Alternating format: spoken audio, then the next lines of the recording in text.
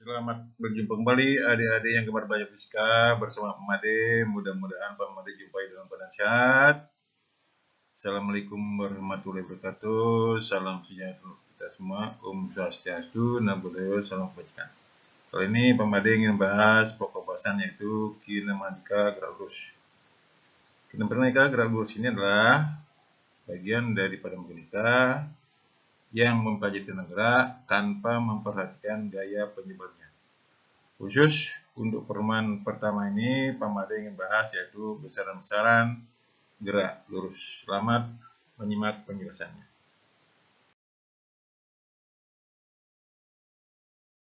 Mari kita lanjutkan pelajaran kita, yaitu yang pertama gerak.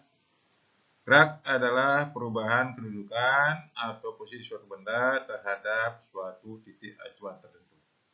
Berdasarkan bentuk lintasan yang ditempuh benda yang bergerak dapat digolongkan menjadi yang pertama gerak lurus, gerak melingkar, gerak parabola. Pada kali ini kita bahas tentang gerak lurus. Gerak lurus merupakan gerak suatu benda dalam satu garis lurus.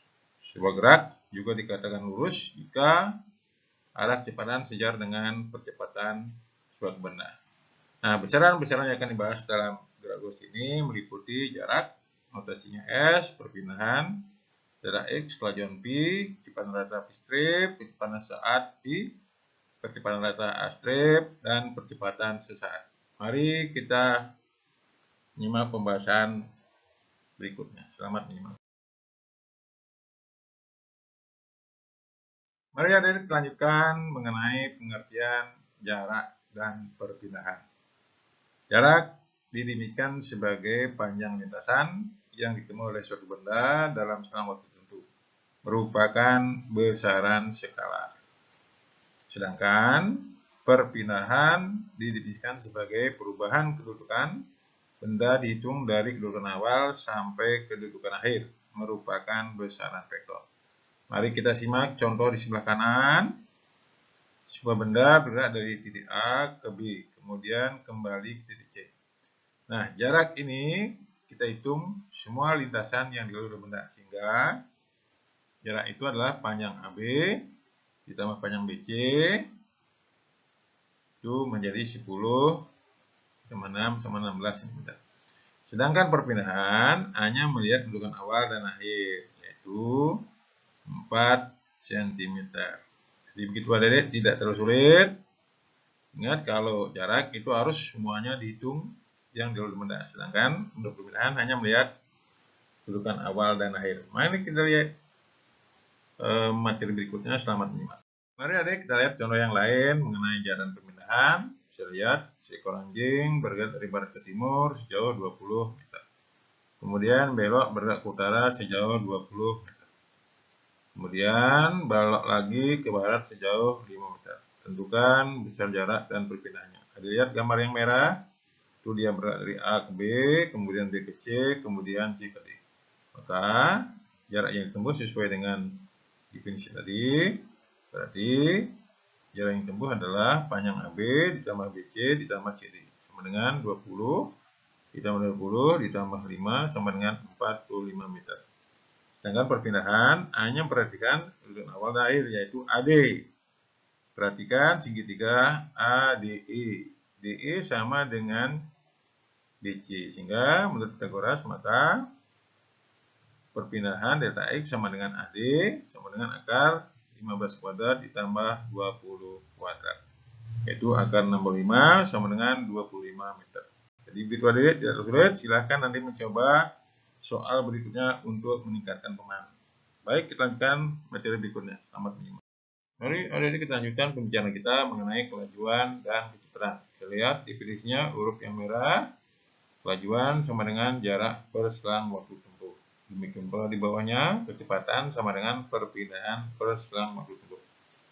Kita lihat contoh di atas. Seseorang menaiki sepeda bergerak ke arah selatan sejauh 120 meter. Kemudian belok bergerak ke timur sejauh 90 meter. Dalam waktu 20 sekon. Tentukan besar kelajuan dan kecepatan. Kita gambarkan, yaitu AB 110 meter, BC 90 meter. Sehingga jarak tempuhnya menjadi S, jadi kanan atas, 120 tambah 90 sama dengan 200 meter. Sehingga kelajuannya pi menjadi 210 per 20. Hasilnya yaitu 10,5 meter per sekon. Lihat di bawahnya perpindahan itu sama dengan AC berdasarkan Pythagoras, yaitu akar 120 kuadrat tambah 90 kuadrat, hasilnya adalah 150 meter. Sehingga kecepatannya menjadi 150 meter per 20 sekon menjadi 7,5 meter per sekon.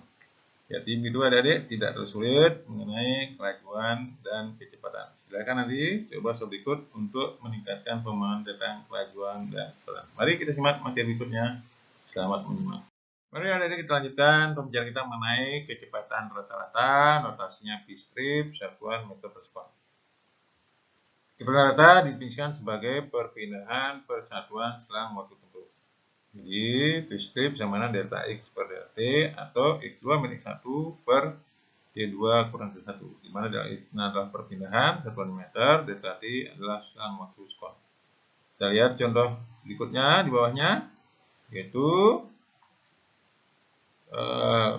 posisi setiap saat sebuah benda diberikan yaitu X sama dengan 2T kuadrat, 2T plus 2. Tentukan kecepatan rata-rata antara T1 sekon dan T2 sekon. Nah, penyelesaian kita harus cari dulu posisi X1 dengan masukkan T1 ke persamaan yang ada.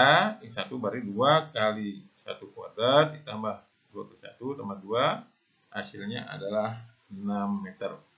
Untuk mencari posisi yang kedua, masukkan T2 ke persamaan yang ada. X2 sama dengan 2 kali 2 kuadrat ditambah 2 kali 2 tambah 2, hasilnya yaitu 14 meter. Nah, sehingga kecepatan ratanya menjadi yaitu delta X per delta T yaitu 14 meter kurang 6 meter per 2 sekon kurang 1 sekon, hasilnya adalah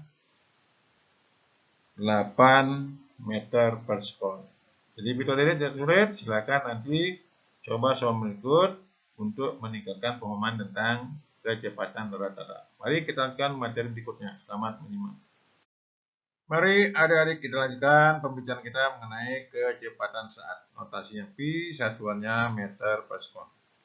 Jadi, bila delta T mendekati 0 daripada kecepatan rata-rata, inilah yang disebut dengan kecepatan saat. Jadi, dalam kehidupan sehari, yang disebut kecepatan itu adalah sebenarnya adalah kecepatan sesaat. Jadi, kecepatan saat ditulis pi sama dengan limit delta X per delta T, di mana delta T mendekati 0. Atau bisa juga disebutkan bahwa kecepatan sesaat sama dengan turunan posisi terhadap waktu. Jadi kita lihat contohnya. Diberikan posisi setiap saat benda bergerak, lurus X sama dengan 2T kuadrat plus 2T plus 2. Tentukan kecepatan sesaatnya. Kita ingat, di sini pi sama dengan dx per dt. Nah, ini turunan 2T kuadrat, yaitu 2 kali 2, 4T, 2 kali 1, T.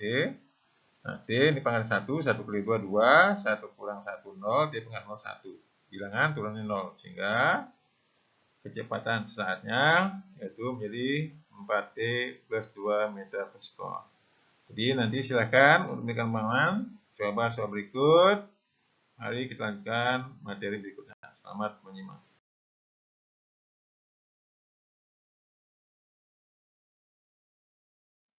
Mari kita lanjutkan bicara mengenai percepatan rata-rata, notasinya strip, satuannya meter per sekon kuadrat. Percepatan rata-rata didefinisikan sebagai perubahan kecepatan sebuah benda, di mana percepatan inilah besaran vektor.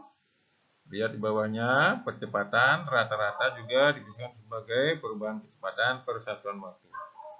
Di mana, lihat rumusnya A strip sama dengan delta P per delta T sama dengan P2 min T1 per T2 kurang T1.